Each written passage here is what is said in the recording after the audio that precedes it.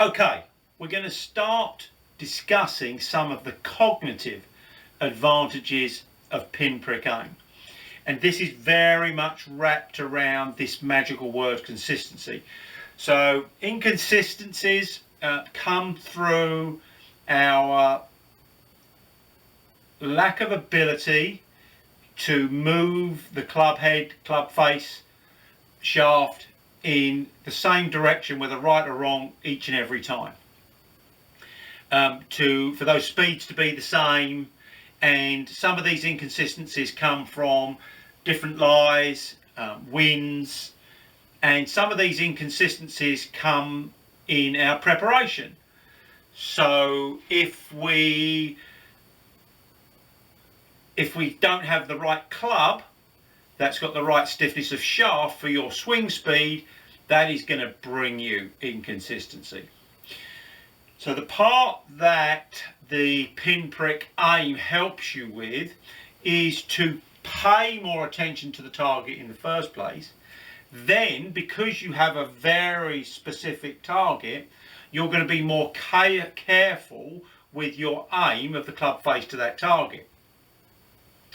So this is going to be quite difficult to graphically show, but if we put now this is in actual fact an alignment indicator, and it kind of like tells you the loft, but we're going to use it to align that club face to the intended target.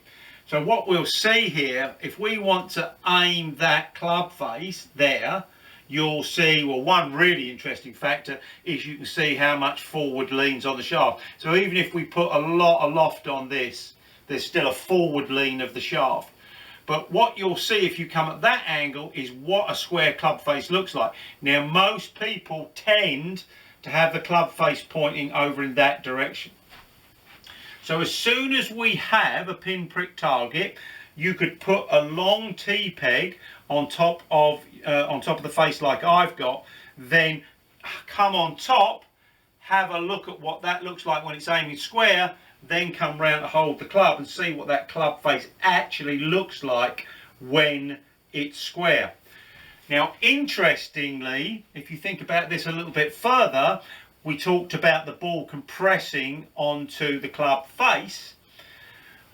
That being square there isn't actually correct. What you actually want is it square when the ball leaves, when it's finished its compression and it first starts to leave. That when the club face should be square. So that's almost suggesting that the club face should be fractionally open when it actually first hits the ball and starts to compress on the club.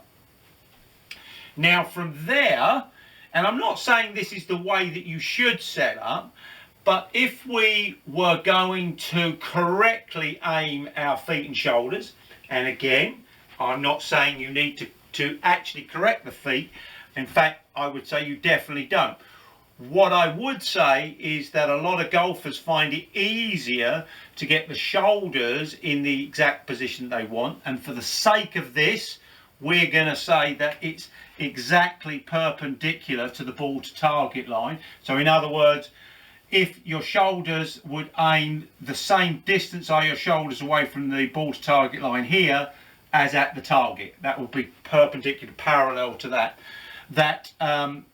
When the feet give you a good position, then it's easier to see whether the shoulders are open and closed to that foot line.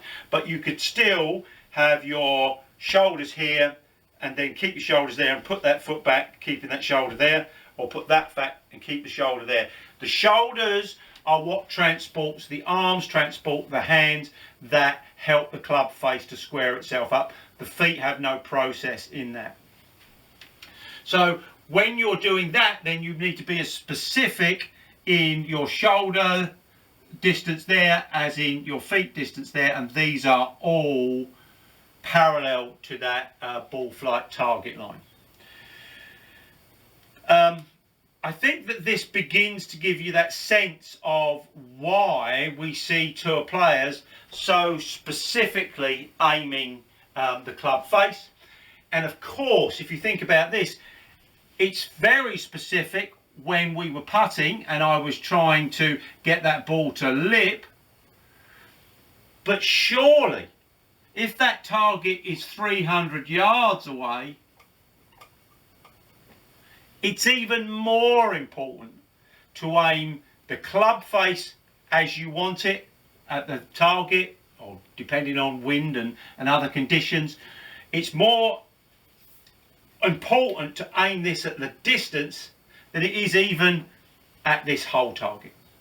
So this is the first of how to use that pinprick aim in a cognitive fashion to improve the consistency. So every single time you aim at the target. Interestingly, there's another aspect coming off that. So then when you do this each and every time, your data of where the ball finishes up, long, short, left and right, that information is going to give you far more idea of what your actual dispersion rate is.